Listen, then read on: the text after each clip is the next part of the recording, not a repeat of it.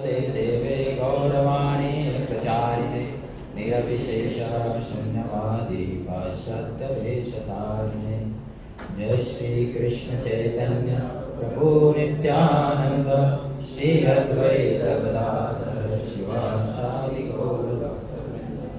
हरे कृष्णा कृष्णा कृष्णा हरे हरे, हरे राम राम राम हरे हरे।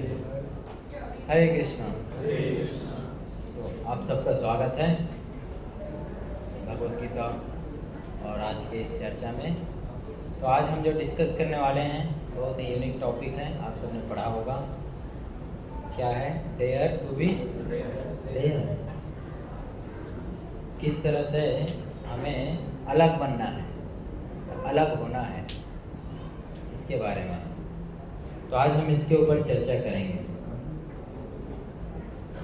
तो आजकल आप देखेंगे लोग तो अलग, तो हर कोई दिखाता है अपने आप को अलग, अतरंगी तरीके से, अलग अलग तरीके से। और वो कुछ नया अलग कोई दिखाता है, वो ट्रेंड में चला जाता है, ट्रेंडिंग में आ जाता है। लेकिन हम उस तरह की अलग की बात नहीं कर रहे हैं। टू बी रेयर मतलब कि समथिंग विच इज जो हमारे लिए बहुत जीवन के लिए आवश्यक है, महत्व, जो हमारे जीवन को क्या बोलते हैं, दूसरों से अलग बना देगा, पॉजिटिव सकारात्मक वे में, सकारात्मक वे में। उस तरह से नहीं जैसे आज सामान्य लोग आप सोशल मीडिया में आपको देखते हैं, जैसे रेयर बनने के चक्कर में अलग अलग कुछ भी खाने का जो ट्रेंड चलता है, जैसे चैलेंज जो होता है, इस तरह से नहीं। या फिर कुछ भी जैसे पब्लिक में प्रैंक करने का, तो ये भी एक अलग है, लेकिन ये हमारे जीवन के लिए महत्वपूर्ण नहीं है। तो हम उसके लिए चर्चा कर रहे हैं जो रेयर है। रेयर मीन्स टेकिंग, ऐसा कोई डिसीजन लेना, ऐसा कोई जीवन में निर्णय लेना जो सामान्य लोग जनरली नहीं ले पाते हैं, सामान्य लोग नहीं लेते हैं। सारे पक्षी जो चिड़िया है वो जनरली एक ऊंचाई तक उड़ता है ना, जितने भी पक्षी हैं। लेकिन जो बाज है, चील है, वो कहाँ उड़ता है? आकाश में जाता है, ऊपर तक जाता है। तो उस तरह से हमें अपने जीवन में कैसे हम रेयर बन सकते हैं, तो ऐसी कुछ चीज़ों के बारे में हम आज चर्चा करेंगे। तो रेयर बनने के लिए, रेयर बनने का अर्थ क्या है? रेयर बनने का अर्थ यह है कि जो समाज में जैसे हम देखते हैं, जो जिस गति से गाड़ी जा रहा है सबका, उससे हटकर अलग कुछ करना, ऐसा कुछ जो हमें बाकी से अलग देख के लोगों को लगे कि कुछ अलग कर रहा है। तो शुरुआत में हो सकता है लोग कहे कि मजाक उड़ा सकते हैं, है कि नहीं, ये क्या है, ये क्या है।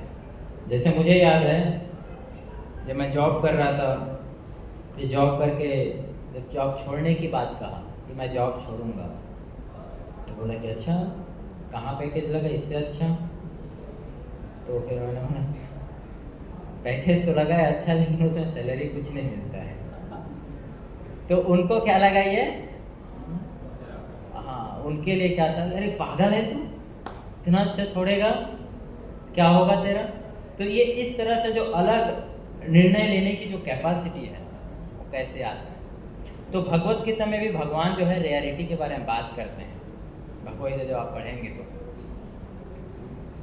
7वें चैप्टर में 3रे श्लोक में भगवान जो है रेयर, दुर्लभ, उसके बारे में बात करते हैं। और श्लोक में बोलते हैं मनुष्याणाम सहस्रेषु कच्चित् यतति सिद्धये यतितामामपि सिद्धानां कच्चिन् मां वेति तत्वता। उसमें बोलते हैं कि हजारों मनुष्यों में से कोई एक जो है अलग निर्णय लेता है। कैसा निर्णय लेता है? जो बाकी सब लोग जो काम कर रहे हैं उसे हट कर कोई निर्णय लेता है। और वो निर्णय क्या है? वो निर्णय है जो लोग जी रहे हैं जिस तरीके से, उससे हट कर वो भक्तिमय जीवन, आध्यात्मिक जीवन जीने का प्रयास करता है। कितने में? हजारों में। बोला फिर जो हजारों में कोई कोई उसमें से जो लोग हैं, उसमें से कोई एक है जो उस निर्णय पे कायम रहता है, उसमें आगे बढ़ता है। तो जो रियलिटी है ना, वो किस तरह से काम करता है, कैसे हम अपने आप को रेयर बना सकते हैं, तो कब बना सकते हैं? जब हम एक्चुअली इस लाइफ के बारे में, जीवन के बारे में समझेंगे। सबसे पहला चीज़ है कि हम अपने लाइफ के बारे में समझेंगे। इसीलिए एक फिलोसॉफर है, वो बोलते हैं 2 days very important in our life. 2 दिन सबसे महत्वपूर्ण है। पहला वो दिन जिस दिन हमने जन्म लिया, इसीलिए उसको हर साल हम क्या करते हैं? सेलिब्रेट करते हैं। Most important day of our life, जिस दिन हमने जन्म लिया। और दूसरा वो दिन है जिस दिन हमें पता चल गया कि हमने जन्म क्यों लिया है। तो ये 2 दिन सबसे ज़्यादा इम्पोर्टेंट है। 2 मोस्ट इम्पॉर्टेंट है, the day we are born and the day we know the purpose behind it, कि हमने जन्म क्यों लिया है।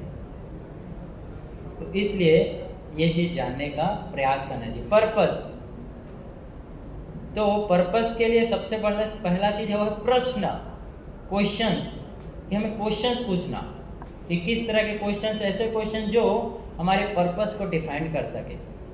जैसे एक बार, आजकल तो लोग कुछ भी फनी क्वेश्चन पूछते हैं। जैसे एक बार मैं कॉलेज में सेमिनार दे रहा था, आर्ट ऑफ माइंड कंट्रोल, बहुत इंटेंस टॉपिक, और अलग अलग चीज़ों के ऊपर चर्चा कर रहे थे कि माइंड का फंक्शन क्या है, माइंड कैसे काम करता है, कैसे हमें डिस्ट्रैक्ट करता है, भगवत गीता में क्या बताया गया है। अलग अलग शास्त्रों से कोटेशन लेकर हम डिस्कस कर रहे थे।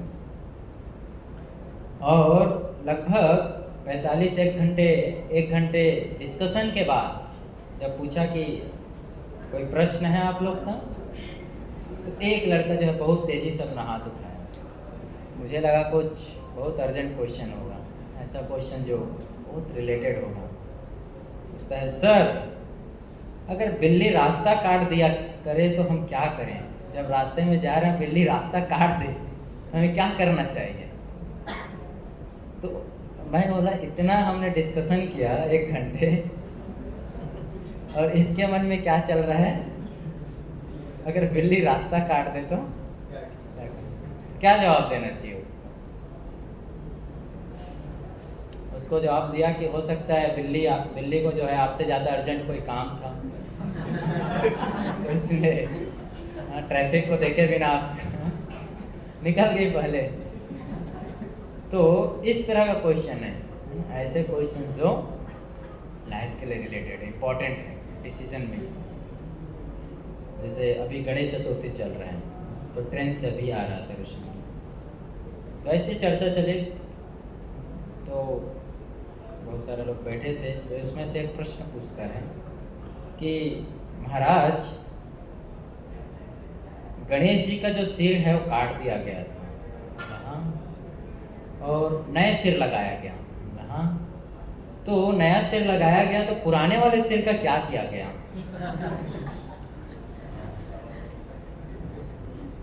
क्या उत्तर दें बताइए ऐसे प्रश्नों का? तो इस तरह का प्रश्न, इसलिए मैंने बोला उसको फ्रिज में रखा हुआ है, जिस दिन आपका कटेगा ना फिर उसका सर्जरी करके आपके में जो लगाएंगे। सो हमें समझना चाहिए, डेयर टू बी रेयर, साहस, हिम्मत कैसे हम अपने में लाएंगे कि हम कुछ ऐसा डिसीजन ले जो हमारे लाइफ के लिए अपग्रेडिंग हो, हमारे जीवन को आगे बढ़ाए। या फिर जिस तरह की चीज़ों में हम फंसे हुए हैं जो हमारे जीवन को नीचे स्तर पे ले जा रहा है, उससे कैसे बाहर लाया जाए, वो भी क्या है? एक डेयर है।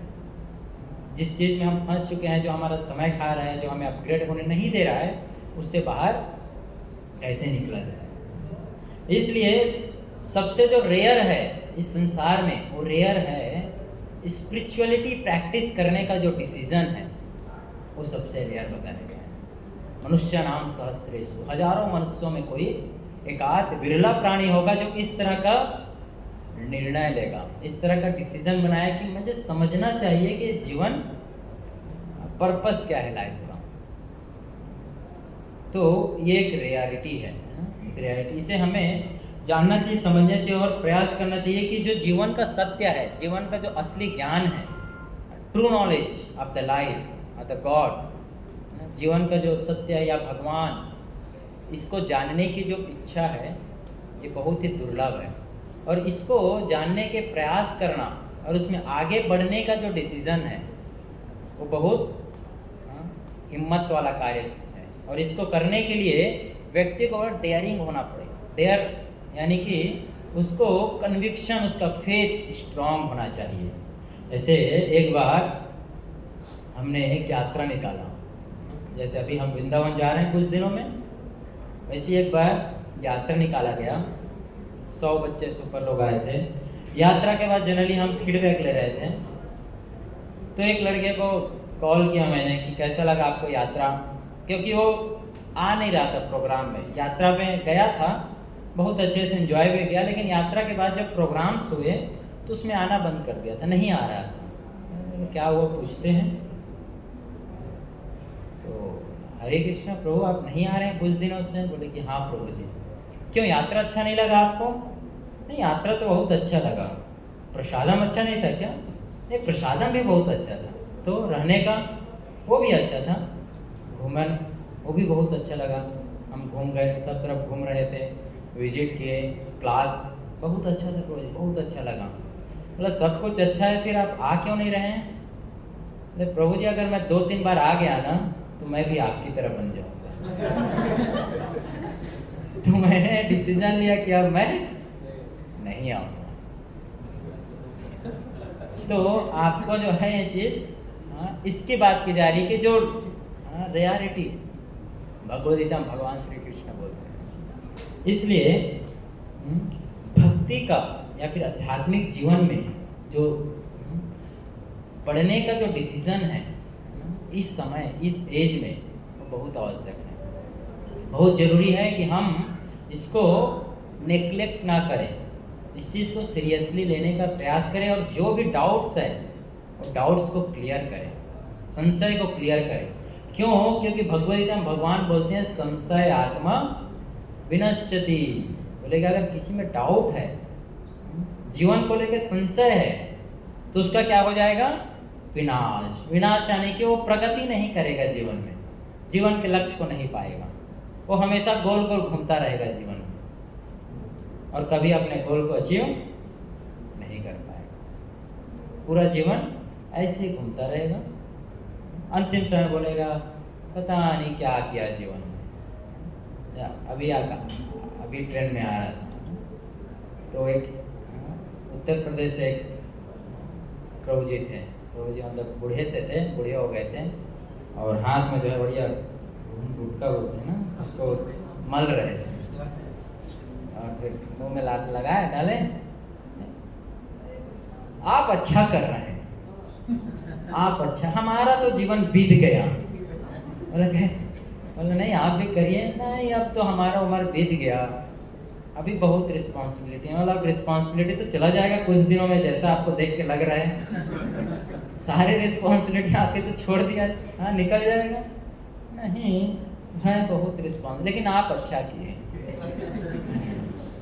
ठीक है कोई बात नहीं है, मतलब कम से कम मरने से पहले इसको छोड़ दीजिए। नहीं इसी के सहारे तो जी रहे हैं। इसी के सहारे जी रहे हैं। तो लोगों का जो जीने का तरीका है ना, लक्ष्य जीवन का वो क्लियर नहीं है। क्यों जी रहे हैं, क्यों जी रहे हैं? एक बढ़िया जो है, और हद तो तब हो गया जब हम सुबह उठे तो उठते ही वो अपनी नींद से पुड़िया ढूंढने लग गया। तकिया के नीचे रखा था और निकाल के फिर बोला ब्रश नहीं करते? नहीं ब्रश की आवश्यकता नहीं, हम वो कुछ तो आता है ना करने का, है ना, वो भी नशा जैसा, बोलो उसको कर लेते हैं, उससे दांत साफ हो जाता है। हाँ देखिए दांत तो साफ हो जाता है, और दांत कैसा है पूरा, बस लग रहा है कि कुछ समय की और कुछ समय बचा है जीवन। तो कहने का अर्थ है कि लोगों के जीवन का लक्ष्य क्लियर नहीं है, क्या करना है, और है भी अगर कहीं से पता चल गया तो उस रास्ते में चलने की जो हिम्मत है, उस मार्ग पे आगे बढ़ने का जो कैरेज है, साहस है, वो साहस नहीं है। जैसे कुछ बच्चे मंदिर में आते हैं, मंदिर में कुछ दिन ठहरते भी हैं, बहुत अच्छे से सीख जाते हैं, माला करना, तिलक लगाना, लेकिन बाहर जाते हैं तो सब छोड़ देते हैं। क्यों छोड़ देते हैं? ये अरे दोस्त क्या बोलेगा मेरा, घर वाले क्या बोलेंगे। रास्ते में मैंने देखा कई बार लोग ट्रेन में जब जाते हैं तो माला तो अब प्रभु जी ने सिखा दिया माला करना, तो माला तो अब करना पड़ेगा। बता दिए कि भाई जीवन का लक्ष्य भगवान को पाना है, अब माला करना है, बाहर जाना है। तो कई बार माला लेते हैं और बैग के अंदर माला को डाल देते हैं, छुपा देते हैं, हरे कृष्ण, कहीं पॉकेट में माला डाल देंगे। और उसके बाद जैसे कि अगर किसी ने देख लिया तो क्या करेगा, उसको गोली से उड़ा देगा, एकदम छिपा कर जब करते हैं। अगर किसी ने देख लिया गलती से तो क्या होगा मेरे साथ, हाँ मुझे तो कैद में जेल में डाल दिया जाएगा। तो ये एक बहुत बड़ा भय है कि लोग क्या कहेंगे, लोग क्या कहेंगे। और ये सिर्फ एक्चुअली में आप देखो तो हमारे मन का ही भय है। लोग कुछ नहीं कहेंगे, लोग कुछ नहीं कहेंगे। आप धोती कुर्ता में, हाँ मुझे याद है जब मैं कॉलेज में था तो पहली बार धोती कुर्ता चॉइस आप सेंटर में जब रहते थे तब पहन रहा था। और एक दिन जो है मेरे प्रभु जी ने, सीनियर डिवोटी ने कहा कि प्रभु आज हम जो है मार्केट पे कीर्तन करने जाएंगे। बोला क्या? अरे प्रभु उधर तो मेरे दोस्त आते हैं, कॉलेज वाले फ्रेंड्स आते हैं, और ऐसा अगर देख लिया तो क्या होगा मेरा, क्या होगा मेरा, क्या बोलूंगा मैं, क्या जवाब दूंगा। तो मन में क्या है, बहुत बड़ा भाई कि अगर लोगों ने देख लिया, क्या करते देख लिया, तिलक लगाया है, अरे तो बाबा जी बन गए।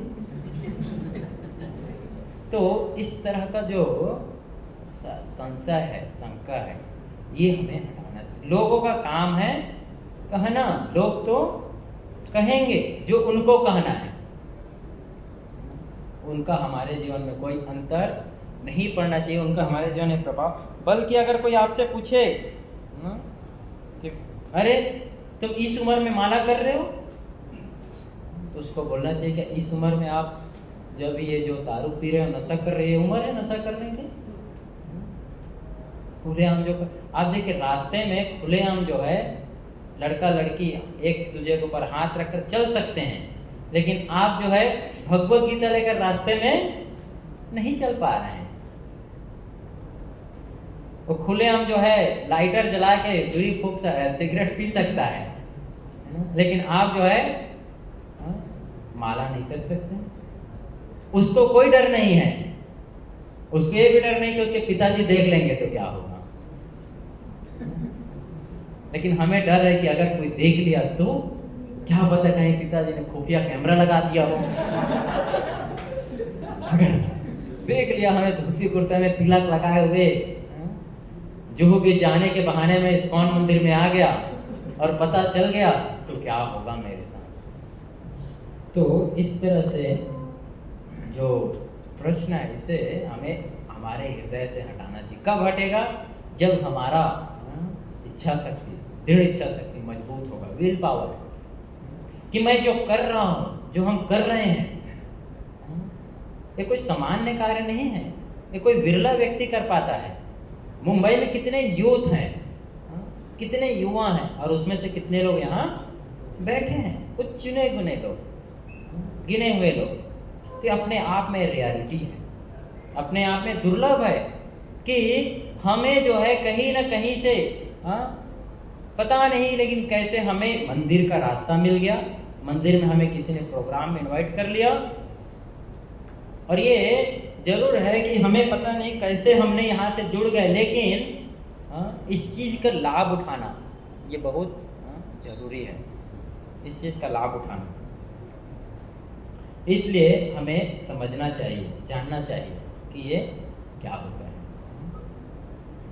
आप देखो इतिहास में वही लोग अमर हुए जिन्होंने कुछ अलग निर्णय लिया, अलग निर्णय लिया।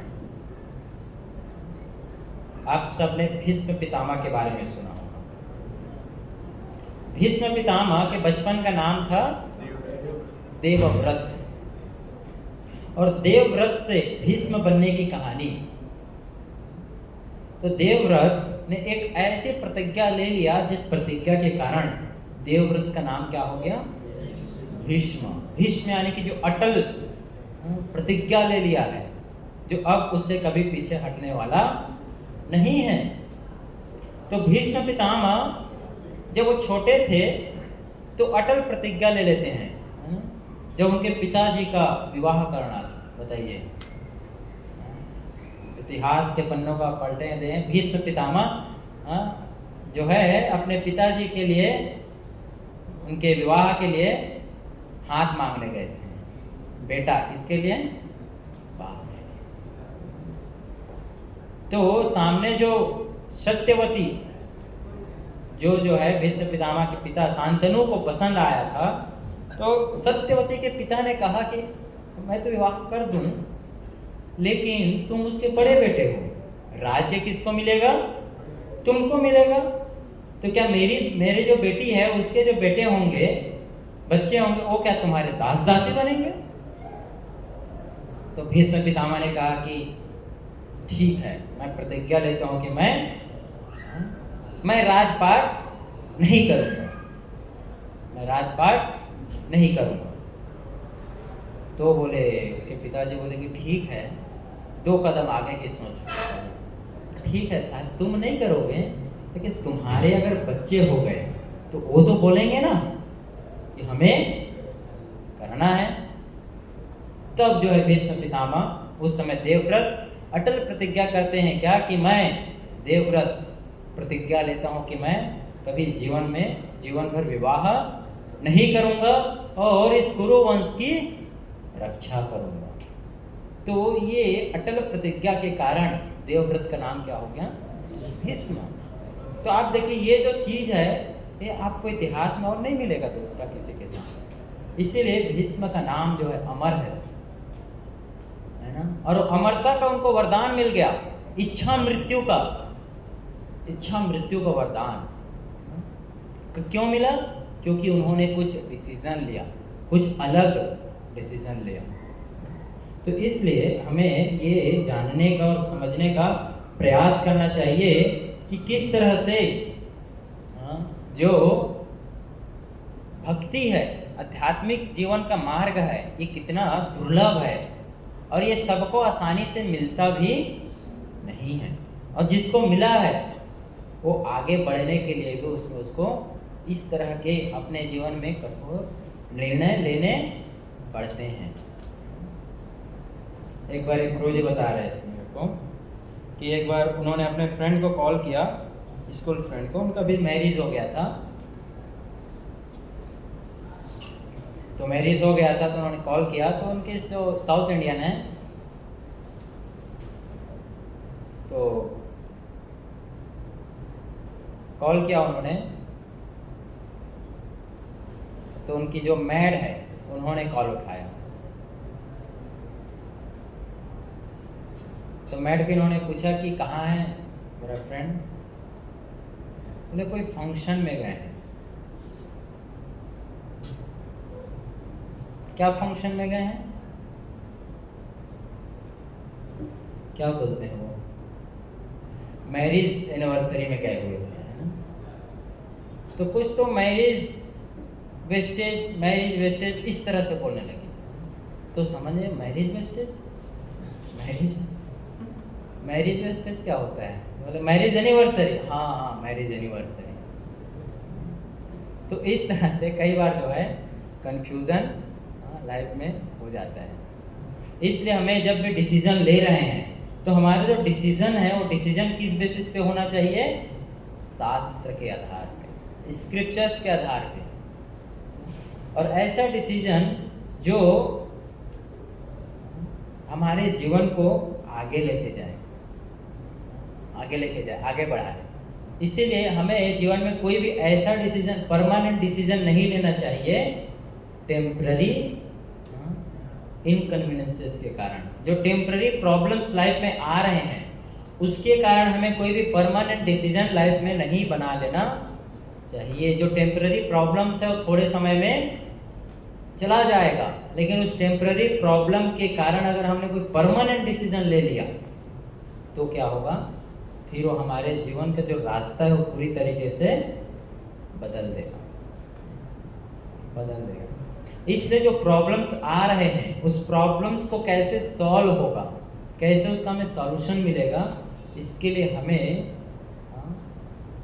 गुरु, साधु और शास्त्र, इन 3 चीज़ों की सहायता लेनी चाहिए। शास्त्र जो है भगवान ने हमें दिया है, भगवद गीता जो मैनुअल ऑफ लाइफ, जो हमारे जीवन की क्या है, आधार पुस्तिका, जिसमें बताया गया है कि हमें क्या करना है, कैसे करना है, क्यों करना है, क्या नहीं करना है, भगवद गीता। और क्योंकि हमने भगवद गीता को प्रॉपरली ठीक से समझ नहीं पाए, इसीलिए क्या रहता है, हम जब भी डिसीजन लेने का समय होता है, हम कैसा डिसीजन लेते हैं, जो जस्ट हमारे लाइफ को उल्टी दिशा में लेके जाएगा। इसलिए हमें इसके भगवद गीता को और अनेक दूसरे जो शास्त्र है इसे समझने का प्रयास करना चाहिए। और उसके बाद है गुरु, गाइडेंस। तो गाइडेंस जो है बहुत जरूरी है लाइफ में। बिना गाइडेंस के हम एक्चुअली प्रॉपरली ठीक से जीवन में आगे बढ़ नहीं। आप देखो, हम जब से जन्म लिए तब से हमें हर कोई कहीं न कहीं हर क्षण गाइडेंस कर रहा है। जब हम चलना शुरू किए तो कोई था जो हमारी उंगली पकड़ के हमें चलाना सिखाया, है कि नहीं? जब आपने पहली बार बाइक या साइकिल चलाना शुरू किया होगा तो कोई पीछे था जो पकड़ के रखा था, तब हमने उसको चलाना सीखा।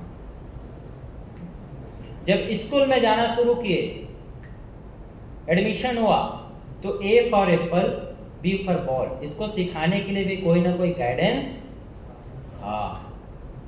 बिना गाइडेंस के हमने कुछ नहीं सीखा है जीवन में। फिर हम भक्ति में जब आगे बढ़ने की इच्छा रख रहे हैं तो वो कैसे बिना गाइडेंस के संभव है? गाइडेंस का अर्थ क्या है? GUIDANCE। गाइडेंस का क्या है ये स्पेलिंग? आप सबको तो पता ही होगा, ऐसे ही बोल दिया मैंने, ऐसा कोई पर्पस नहीं था। तो GUI, G का मतलब है गॉड, U मीन्स आप और I मीन्स मैं, उसके बाद डांस। तो जीवन में हम डांस यानी कि मस्ती में तभी रहेंगे जब हमारे जीवन में कौन, आपके और मेरे बीच में कौन रहेगा? भगवान रहेगा। बिना भगवान के हमारा जीवन कैसा है? बिना अर्थ का है, उसका कोई अर्थ नहीं। जीवन में अगर हमें डांस करना है, मस्ती में रहना है, आगे बढ़ना है, तो हम जिसके साथ भी हमारा संपर्क हो, उस संपर्क के बीच में भगवान की उपस्थिति जरूरी है। कहने का अर्थ है कि केंद्र में कौन होना चाहिए? सेंटर में कोई भी कार्य हमारे जीवन में हम कर रहे हैं, उस केंद्र बिंदु भगवान होने चाहिए, कृष्ण होने चाहिए। और जी का क्या अर्थ है? जी का अर्थ है गुरु। फिर यू, आई, आप और मैं। तो जीवन को फिर से आगे चलाने के लिए, बढ़ने के लिए किसकी जरूरत पड़ेगी? गुरु की जरूरत पड़ेगी। गाइडेंस, इसको क्या बोला गया है? गाइडेंस।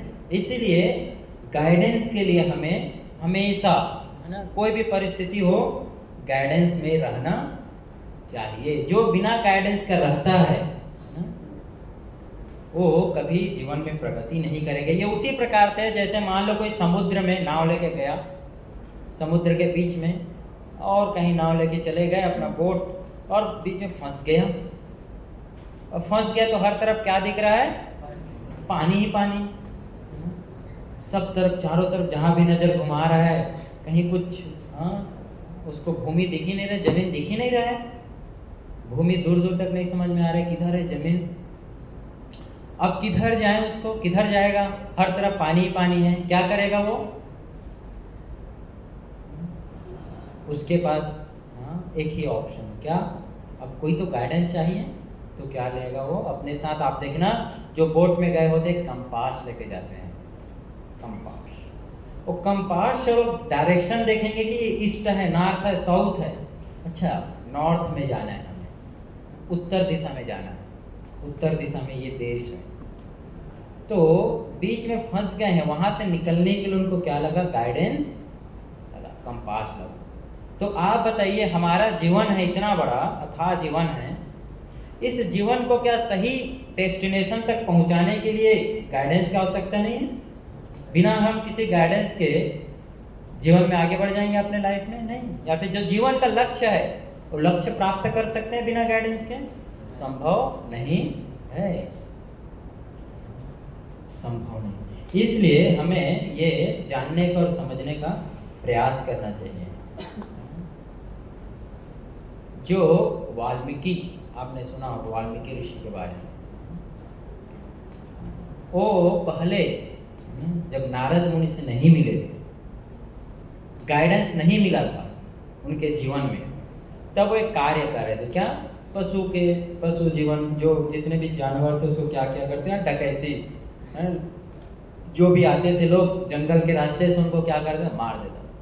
और उनके पास जो भी धन है उसको रत्नाकर, डाकू रत्नाकर जीवन जी रहा था। लेकिन जब उसके जीवन में गाइडेंस मिला, किसका गाइडेंस मिला? नारद मुनि का। तो जब गाइडेंस मिला तो उस गाइडेंस के बेसिस पे वो अपने जीवन में क्या लिया उन्होंने? Dare to be rare. बोला कि अगर मैं जो लोग आ रहे हैं जंगल में, इनको पकड़ के मारूंगा नहीं और उनसे मैं धन नहीं चुराऊंगा तो मेरा घर कैसे चलेगा? वो मेरी रिस्पॉन्सिबिलिटी है। तो ज्ञान की कमी थी। नारद मुनि ने पूछा, तो तुम जो आ रहे हैं लोग, उनको मार रहे हो, उनसे धन लूट रहे हो, तो तुमको पता है कि इसके लिए तुमको पाप मिलेगा और तुमको नरक में जाना पड़ेगा? बोलेगी तो हाँ ठीक है, जाना पड़ेगा। तो मैं अकेला नहीं जाऊंगा, मेरी फैमिली पूरी है, वो मेरे साथ है, मैं उनको खिला रहा हूँ, वो भी जाएंगे मेरे साथ। तो नारद मुनि ने कहा, जाओ अपने फैमिली वालों से पूछ के आओ कि तुम्हारे साथ जाएंगे क्या? तो रत्नाकर डाकू को उसमें विश्वास नहीं हुआ। तो नारद मुनि को क्या किए? पेड़ से बांध दिए, बोल के आता हूँ पूछ के। अगर लोग जाएंगे तो तुम्हारे पास तो कुछ है नहीं, बस ये कि बीड़ा रखा हुआ है, ये भी मैं ले लूंगा। रत्नाकर डाकू जाते हैं, पूछते हैं पिताजी से, पिताजी मैं जो लूट कर लाता हूँ इसके लिए नरक जाना पड़ेगा, आप चलेंगे साथ में? कि अरे मूर्ख कहीं का, तेरी रिस्पॉन्सिबिलिटी है। मैं जब तुम छोटा था तो मैं तुमको पाला, अब तुम मेरे को पाल, मैं क्यों जाऊं तेरे कर्मों के पीछे? पत्नी के पास गए, देखिए हे मेरी सुंदर पत्नी, तुम चलोगे ना नरक मेरे साथ? क्योंकि मुझे पाप का जो फल है उसके लिए मुझे नरक जाना पड़ेगा।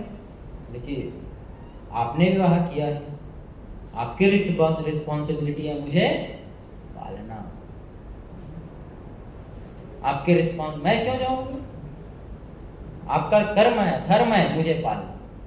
और फिर बच्चों के पास गए तो बच्चे भी यही होते हैं, पिताजी क्या बात कर रहे हैं, ये सब छोड़िए, जाइए कुछ चॉकलेट लेके आइए। रत्नाकर डाकू को क्या वो समझ में आ गया। तो नारद मुनि के पास आए और पूछे कि करना क्या है, करना क्या है? जीवन का जो सत्य है वो पता करना क्या है? नारद मुनि बोले कि भगवान का नाम लो। बोले क्या नाम ले? बोलो राम बोलो। तो रत्नाकर डाकू उस समय इतना मरा, इसको मारो उसको मारो, है ना? साथी पूरा गैंग रहा होगा, जब भी कोई मारो मारो मरा मरा, है? तो मारने का भाड़ने इतना मन लगा था कि राम उसके मुंह से निकल ही नहीं रहा है। क्या नहीं, मरा। नारद मुनि बोले क्या करें इसका? बोले ठीक है, क्या बोलो? मरा मरा मरा राम राम राम, यही बोलते रहो। और जब रत्नाकर जो है इस तरह से बोलते रहे तो क्या हुआ? वो उद्धार हो गया, अलग, रेयर। इसलिए हमें समझना चाहिए कि हमें भी अपने जीवन में अगर कुछ अलग मार्ग में जाना है, अगर समझना है भक्ति को, तो हमें भी अलग डिसीजन लेना पड़ेगा। हो सकता है कोई बोले कि प्रभु जी भक्ति कर रहे हैं, मन बहुत विचलित करता है, मन भागता है जब कर रहे हैं, तो भगवत गीता पढ़ने का मन ही नहीं कर रहा है। तो आप बताइए, जब रत्नाकर डाकू को राम बोलने को बोला गया तो वो भी कहाँ बोल पा रहे थे, लेकिन अभ्यास किया तो हो गया। गाइडेंस में रह के जब उन्होंने प्रैक्टिस किया तो क्या मिला? सफलता, सक्सेस मिला। तो उसी तरह से हमारा माइंड भी हो सकता है डिस्टर्ब कर रहा हो, भगवत गीता पढ़ने का मन ना कर रहा हो, लेकिन अगर हम गाइडेंस में रह के इसके लिए प्रयास करें तो आज नहीं तो कल सफलता जरूर मिलेगा। और हम कौन सी कैटेगरी में आएंगे? Rare, dare to be rare, rare category में। इसलिए हमें ये समझने का प्रयास करना है, और जो बाहर की दुनिया में जो चल रहा है उसके प्रभाव में आकर हमें भी चीज़ों को भूलना नहीं चाहिए। बाहर जो चल रहा है वो चलता रहेगा। आज से 50 साल पहले भी लोग वैसे ही जीवन जी रहे थे, 100 साल पहले भी लोग वैसे ही चल रहा था, लड़ाई झगड़े मारपीट, एंजॉयमेंट, भोग। 200 साल भी लोग उसी तरह से जी रहे थे, और 300 साल पहले भी वैसा ही जी रहे थे। हो सकता है जो जीने का जो तरीका है वो अलग अलग हो सकता था। उस समय हो सकता है मोबाइल नहीं था, अभी आप मोबाइल में डांस देख रहे हैं, पहले लोगों के पास मोबाइल नहीं था तो सामने देखा करते थे। अभी हम 5 स्टार होटल में खा रहे हैं, पहले 5 स्टार होटल नहीं था तो लोग अलग तरीके से खा रहे थे, लेकिन जो कार्य तो क्या था वही था। इसलिए अगर हमें अलग बनना है, जैसा भगवत गीता में भगवान श्री कृष्ण बोल रहे हैं अर्जुन को अलग करने के लिए, अलग करने को, जो चल रहे हैं उससे हट के कुछ करने के लिए, उसके लिए हमें गाइडेंस भगवत गीता का लेना पड़ेगा, उसको समझना पड़ेगा, उसको जानना पड़ेगा, तब जाके हम जो है उस चीज़ को समझ पाएंगे। इसलिए हमें ये चीज़ समझने का, जानने का प्रयास करना चाहिए। और जब हम ये डिसीजन लेंगे तो शुरुआत में हो सकता है हमारे मन में भय हो, लेकिन समय के साथ वो भय निकल जाता है, और उसके बाद जो लोग आपको क्रिटिसाइज कर रहे थे वही लोग आपको क्या करेंगे? अप्रिशिएट करेंगे, अप्रिशिएट करेंगे। वही लोग बोलेंगे कि अच्छा किया तुमने। वैसे अभी हमको फ़ोन करके दोस्त मेरा बोल रहा था, अच्छा किया भाई तुमने, सही समय पे तो डिसीजन ले लिया। एक्चुअली वो भी मेरे साथ आता था मंदिर, फिर वो छोड़ दिया 1-2 क्लास करने के बाद। वही जो हम जो बोलते हैं normal life, so called normal, उसमें चला गया, जीने लगा। तो कुछ दिन पहले ही कॉल आया था, मैंने ही फ़ोन किया था कि कैसा चल रहा है, प्रभुपाद अपीयरेंस डे जन्माष्टमी के लिए छुट्टी नहीं मिल रहा है, छुट्टी आ जाता, छुट्टी नहीं मिल रहा है। तो अच्छा किया, लेकिन सही समय डिसीजन ले लिया। मुझे भी अगर कोई फोर्स किया होता तो शायद मैं भी तेरे साथ आ गया होता। तो तब पछतात होत क्या जब चिड़िया चुग गई खेत। अरे भाई, जब तुमको पता है कि खेत में अनाज उगाया है, चिड़िया आएगा, चिड़िया आके अनाज खा सकती है, तो फेंस करके रखो खेत को, है ना। प्रभाव नहीं पड़ना चाहिए कि मैं भक्ति कर रहा हूँ, लोग क्या कहेंगे, और कहेंगे तो क्या फर्क पड़ता है। बल्कि हमारा धर्म है, क्योंकि वो अज्ञानता में है, वो नहीं जानता है ना, नहीं जानता, इसलिए प्रश्न कर रहा है। तो हमारा धर्म है कि हम क्योंकि जानते हैं तो हमें उसको समझाने का प्रयास करना चाहिए, ताकि कम से कम वो तो सुधर जाए, थोड़ा वो सुधर जाए। इसलिए हमें ये करना चाहिए, जानने का, समझने का प्रयास करना चाहिए। और जब हम ऐसा करेंगे तब जाके हमारा जो भक्ति है वो भक्ति भी आगे बढ़ेगा। और हम जीवन में आगे बढ़ें। जैसे प्रहलाद महाराज के बारे में आप सबने सुना होगा।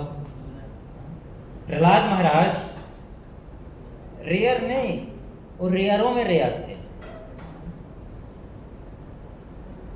ऐसे प्रहलाद महाराज थे जो हजारों रेयर, जितने रेयर लोग हैं, दुर्लभ मानुष हैं, उन दुर्लभ मनुष्यों को खड़ा कर दिया जाए तो उन दुर्लभ मनुष्यों में भी प्रहलाद महाराज सबसे दुर्लभ रहेंगे। क्यों? अरे प्रहलाद महाराज को भक्ति करने के लिए उसके पिताजी पीछे पड़ गए कि नहीं, तुमको माला नहीं करना है। अब हिरण्यकश्यप कौन थे? हिरण्यकश्यप पूरे ब्रह्मांड के उस समय एकमात्र राजा थे। कोई उनके सामने सिर उठा के बात नहीं कर सकता था। किनके सामने? हिरण्यकश्यप। इंद्रदेव आते थे, बोलते थे महाराज को सेवा है। पवन देव आते थे, गर्मी लग रहा है एसी लगाओ।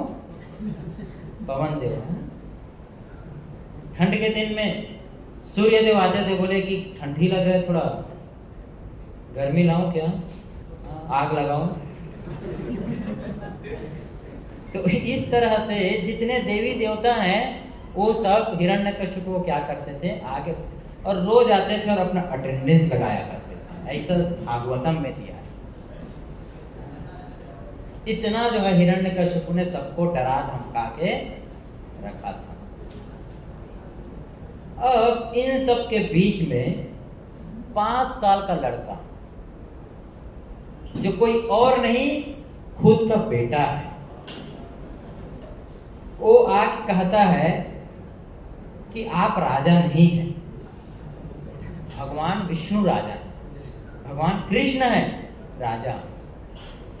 तो बताइए कैसा चोट लगेगा अहंकार को। कैसा 5 साल का लड़का बोल कि आपको जो शक्ति मिल रही ना मेरे पिताजी में नहीं बोला, असुर राज हिरण्यकश्यप मेरे पिताजी, आपके पास जो शक्ति है वो शक्ति आपका नहीं है, वो तो भगवान विष्णु से आपको आ रहा है। जब हिरण्यकश्यप बोला कि तुम्हारी हिम्मत कैसे हो रही इतना ऊंचा आवाज बोलने का, तुम्हें इतना शक्ति इतना बल कहां से मिल रहा है? तो प्रहलाद महाराज बोलते हैं मुझे क्या, आपको भी जो बल मिला है ना वो भी वहीं से आया है। तो प्रहलाद महाराज का जितना भी उत्तर तो ऐसा थी, नहले पे दहला। हिरण्यकश्यप ने पूछा कि स्कूल में क्या सीखे? बोले स्कूल में हमने सीखा कि जीवन का जो लक्ष्य है वो इस तरह से संसारिक जीवन में रह के बिताना नहीं है भोग में, हमें ये सब छोड़ के जंगल में चले जाना चाहिए। तो अब तो हिरण्यकश्यप का दिमाग मानो कि एकदम पारा पे चढ़ा, करे तो करे क्या, 5 साल का लड़का है। बोलता है इसके मार डालो इसको, इसको नहीं देखना। और उसके बाद उसको मारने के लिए अलग अलग तरीके। तो एक क्षण भी ऐसा नहीं हो कि प्रहलाद महाराज ने कहा कि नहीं पिताजी ठीक है, चलिए अब से नहीं बोलूंगा। हमेशा अपनी बात पे क्या रहे, अडिग रहे कि नहीं, भगवान कृष्ण की भक्ति करने मात्र से सब कुछ संभव है। जिसके सामने पूरा सृष्टि झुका है उसके सामने 5 साल का लड़का सिर उठा के खड़ा है। क्यों? क्योंकि प्रहलाद महाराज जो है भगवान कृष्ण की शरण लेके रखे इसलिए। तो प्रहलाद महाराज को मारने के लिए हिरण्यकश्यप ने बोला कि जाओ इसे पहाड़ से फेंक दो। फेंक दिए पहाड़ से, कुछ नहीं, भगवान ने बचा दिया। बोले इसको दूध में जो है बोलो कॉम्प्लेन की जरा जहर डाल के पिला दो, कुछ नहीं हुआ। बोले हाथी के पैर के नीचे को चलवा दो, हाथी सामने आया, रुक गया, पैर ही नहीं रख रहा है। और आजू बाजू वाले परेशान किए हाथी को कि रखो पैर, तो उनके ऊपर पैर रख दिया लेकिन इस बच्चे के ऊपर पैर नहीं रख रहा है। फिर बोला कि जाओ इसे सर्पों के बीच में, नाग के बीच में डाल दो, जहरीले सांप। और वहां पर जब प्रहलाद महाराज को सांप के भेज में, हाँ, इतना कमरा में डाल दिया सांप के भेज में, प्रहलाद महाराज को देख रहे कि अरे मजे में खेल रहे हैं तो सांप के साथ हो क्या रहा है,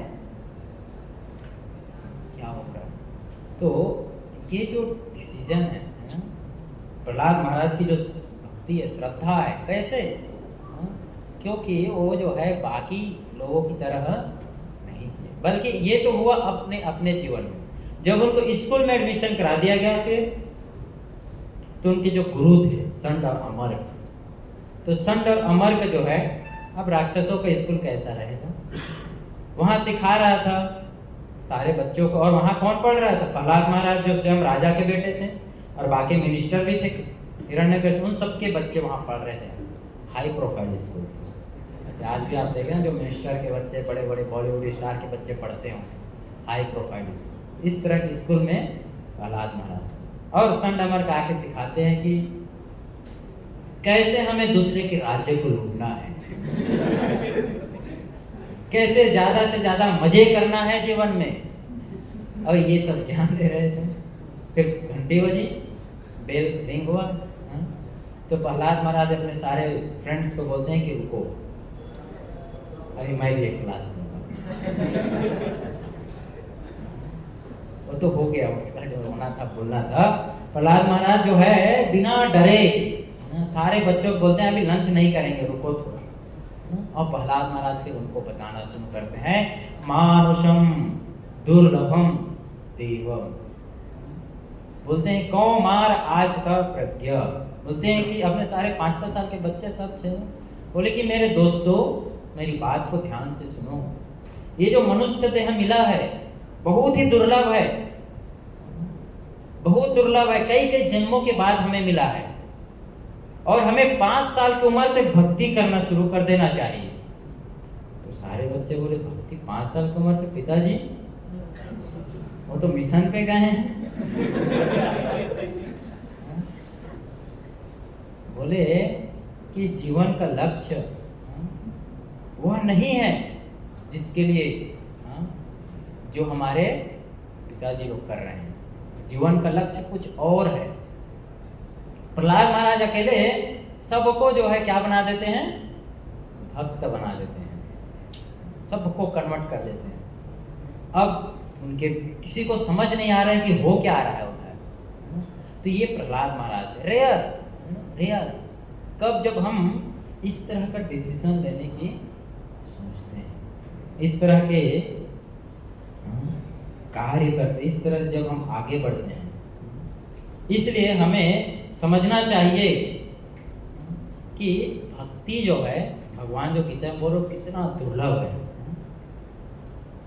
तो हमें भगवत गीता से ये चीज़ों को समझकर जीवन में उतारने का प्रयास करना चाहिए। और जो लोग कह रहे हैं, है ना, जो बाहर जो चल रहा है उसके प्रभाव में नहीं आना चाहिए। अपने मन को किस तरह से हम उन चीज़ों से हटाकर भक्ति के तत्वों में लगा सकते हैं, इसके विषय में हमें चर्चा करना चाहिए, इस मार्ग में आगे बढ़ना चाहिए। ज्ञान तो आपको दोनों तरह का मिलेगा।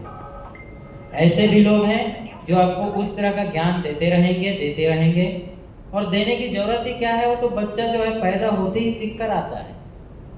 आपको खाना किसी ने सिखाया? हाँ नहीं, जन्म के साथ ही हमें पता है कि कैसे खाना है, कैसे खाना है। भूख लगा तुरंत कुछ भी, छोटा जब लड़का रहता है उसको कोई नहीं बोलता कि हाथ से पकड़ो और मुंह में डालो। कुछ भी मिलता है, पैदा होते ही कुछ भी मिलता है तो क्या करते हैं, सीधे मुंह में डालने लगता है। तो कुछ चीजें हमें सिखाने की जरूरत ही नहीं पड़ा, सीखने की जरूरत है। तो वो है भक्ति के बारे में, आध्यात्मिक जीवन के बारे में, इस मन को कैसे कंट्रोल करना है, भक्ति में कैसे आगे बढ़ना है, भगवत गीता कैसे समझना है, ये हमें समझने, इसके लिए हमें प्रयास करना चाहिए। और यही हमको जो है अपने जीवन में क्या बनाएगा, रेयर बनाएगा, दुर्लभ बनाएगा। लोगों के प्रभाव में कि लोग क्या कहेंगे, इस चक्कर में हमें नहीं। आप देखो लोग क्या कहेंगे, बाहर वाले नहीं सोचते। बाहर तो आजकल टीवी में, मोबाइल में जो रील का जमाना चल रहा है, लोग कुछ भी कपड़े पहन के डांस करते रहते हैं। लोग क्या कहेंगे, लोग तो अच्छी बात करते हैं, बोले कि वाह बढ़िया लग रही हो, है कि नहीं? तो छोटे छोटे कपड़े में डांस कर रहे हैं, खुलेआम चल रहे हैं, लोग कुछ नहीं बोल रहे हैं। अलग अलग तरीके का स्टंट दिखा रहे हैं। 4 तरह का, जो सिगरेट कैसे पीना है, दारू कैसे अच्छे से पी सकते हैं, कहाँ चोरी कर सकते हैं, क्या कर सकते हैं, इन सब का आप देखो रील बन रहा है, उसको लोग क्या कर रहे हैं, एप्रिशिएट कर रहे हैं। लोग उनको कुछ नहीं कर रहे हैं, लेकिन आप भगवत गीता या माला करने लगेंगे तो आपको लोग कहने लगेंगे। ऐसा हमारे मन में धारणा है। तो इस धारणा को हमें तोड़ना चाहिए, हटाना चाहिए और सीखना चाहिए कि भक्ति करना बहुत ही दुर्लभ काम है। कई कई जन्मों से हमने नहीं किया है, अभी मौका मिला है। इस बार भी अगर हमने छोड़ दिया तो फिर अगली बार मौका कब मिलेगा पता ही नहीं पता कब मिलेगा। क्यों कब मिले? अब मनुष्य का जीवन मिलेगा कि नहीं मिलेगा यही नहीं पता। भक्ति तो छोड़ो, है कि नहीं? कोई गारंटी दे सकते हैं कि अगला जीवन मुझे फिर से मनुष्य का मिलने वाला है, मानव बर्थ मिलेगा? कोई गारंटी नहीं है। और जिस तरह के हम काम करते हैं उससे तो गारंटी ही है कि हम तो मनुष्य से मिलने वाला नहीं है। इसलिए अभी जो समय है, इस समय को हमें गंवाना नहीं चाहिए, इसको समझना चाहिए और गाइडेंस हमेशा लेना चाहिए। गाइडेंस का अर्थ है जब हमारे जीवन में भगवान हो हर परिस्थिति, गाइडेंस, गुरु हो, शास्त्र हो, तो इस तरह से जब हम प्रयास करेंगे तब जो है हम रियल बन पाएंगे, हम जो है भक्ति में आगे बढ़ पाएंगे। तो हम जो भीड़ है उस भीड़ से अलग हो पाएंगे, भीड़ से अलग हो पाएंगे। शुरुआत में हो सकता है आप धोती कुर्ता पहन के ट्रेन में जब बैठ रहे हो तो आप बहुत संकोच कर रहे हैं, लेकिन थोड़े दिनों बाद जब आप कैजुअल हो जाएंगे तो लोग क्या करेंगे, सम्मान। वही लोग बोलेंगे कि अरे अच्छा लग रहा है, अच्छा लग रहा है, सम्मान देंगे। आपके पास ही आएंगे अपना प्रॉब्लम लेके। जब कोई भक्ति करता है तो लोग उसे शुरुआत में समझते हैं कि बहुत बड़ा प्रॉब्लम है, ये भक्ति करने लग गया। और थोड़े समय बाद लोग उसके पास ही अपना सारा प्रॉब्लम लेकर आते हैं कि स्वामी जी, प्रभु जी, थोड़ा हमारे प्रॉब्लम सॉल्व कर दीजिए ना, जीवन में बहुत कष्ट है। इसलिए हमें ये जानना चाहिए, समझना चाहिए और प्रयास करना चाहिए भक्ति करने का। ओके, सो हम यहीं पर रुकेंगे। Thank you very much. Hare Krishna Krishna Krishna Hare Hare, Hare Ram Ram Ram Hare Hare. तो किसी कोई प्रश्न है तो आप पूछ सकते हैं, कुछ कमेंट है तो आप कर सकते हैं। यस प्रभु, रौनक प्रभु। कई बार चैनल सपोर्ट नहीं करते, तो क्या ये एक स्ट्रैटेजी सही नहीं है कि like in order to get long term reservation आप थोड़ा देर छुपा के रखोगे तो गलत। थोड़ा छुपा के रख सकते हैं, जैसे शुरुआत में अगर कोई गर्लफ्रेंड बनाता है अपना छुपा के रखता है, नहीं बताता है शुरुआत में, धीरे धीरे रिवील करता है। जब उसका मिशन सक्सेसफुल होते रहता है तो रिवील करता है। उसी तरह से आप माला कर रहे हैं, शुरुआत में भगवत गीता पढ़ रहे हैं तो छुपा के कर सकते हैं। धीरे धीरे जब आपका फेथ, हमारा श्रद्धा स्ट्रांग होता है तब हम ग्रेजुअली जो है लोगों को रिवील करते हैं।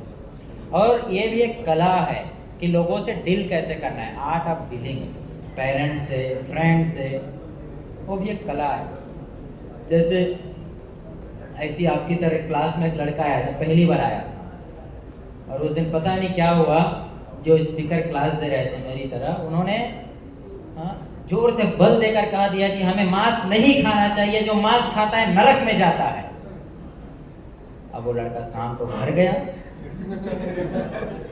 और घर में जो है मांस बना हुआ था। बोला कि मम्मी, एकदम सीरियस हो गया, डाइनिंग टेबल लगा हुआ था। पापा बोले कि बेटा आप दोनों नरक में जाएंगे। कल तो बड़े चाव से खा रहा था, लेकिन आज ही मुझे पता चला। तो इस तरह का अगर कोई डील कर रहा है तो क्या कर रहा है, अपना भक्ति नाश कर रहा है ना, भक्ति बचा नहीं रहा है। तो कहाँ पर क्या बोलना है, कितना बोलना है, ये हमें पता होना चाहिए। शुरुआत में हम अपने तरह छिपा सकते हैं, जो हमें भक्ति में बता रहे हैं, पढ़ा रहे हैं, आगे गाइडेंस ले रहे हैं जिनसे, उनके साथ चर्चा करना चाहिए कि कैसे चीज़ों को प्रेजेंट करना है।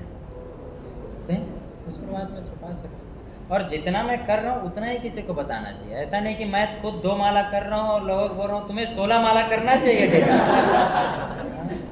तुम्हारा मन कंट्रोल में नहीं है, क्या भक्ति करोगे? और खुद का मन जब मोबाइल चला रहा है, अच्छा ये मूवी तो अच्छा लग रहा है, प्रभु जी तो नहीं है आज। तो ऐसे ज्ञान नहीं देना चाहिए जो स्वयं। Okay, any more questions? Yes प्रभु। जैसे आपने कहा कि अगला जन्म मनुष्य का मिलेगा भी नहीं पता, प्रभुपाद ने बोला था इस जन्म में पहुंचना है तो पहुंच जाओ, नहीं तो अगला जन्म भक्ति करने मिलेगा, कई जन्म कोटि जन्म लग जाएंगे। बट फिर प्रभुपाद ने ये भी कहा था कि जो लंबा टाइम बिता लेते तो उसको अगले जीवन में अमीर, शूद्र या वैष्णव बनते। तो भक्ति कर लेने से कोई घाटा नहीं है। अगर कोई थोड़ा सा भी भक्ति किया है तो बहुत लाभ ही लाभ है, और कोई भौतिक जीवन में बहुत प्रगति कर लिया है तो भी क्या है वो कोई लाभ का नहीं है। कहने का अर्थ है कि अगर भौतिक जगत में किसने, जैसे सिकंदर का नाम सुना आपने? सिकंदर ने पूरा विश्व जीत लिया, सब कुछ प्राप्त कर लिया, लेकिन अपने साथ लेकर क्या गया? सब यहीं के यहीं रह गया। लेकिन अगर कोई भक्ति करता है तो अगर वो 1% भी भक्ति किया है तो अगले जीवन में वो 2% से चालू करेगा। नेहाभिक्रमणा सोचती प्रत्यवायो न विद्यते स्वल्पपेश धर्मस्य त्रायते महतो भयात्। जो महान भय है उससे उसकी रक्षा हो जाती है, उससे उसकी रक्षा हो जाती है। उसको जो है दोबारा जो है इस चीज़ से गुजरना नहीं पड़ता है। अगर उसने 10% किया है तो कहाँ से शुरू होगा? 11% से। लेकिन ऐसा नहीं कि मैंने अभी 10वीं करके छोड़ दिया तो अगले जन्म में बोलो 10वीं का सर्टिफिकेट है, मेरे पिताजी दे के गए, अभी अभी 11वीं में admission low.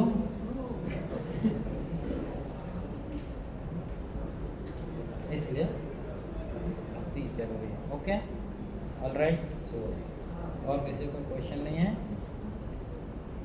So will stop here. Thank you very much. Hare Krishna.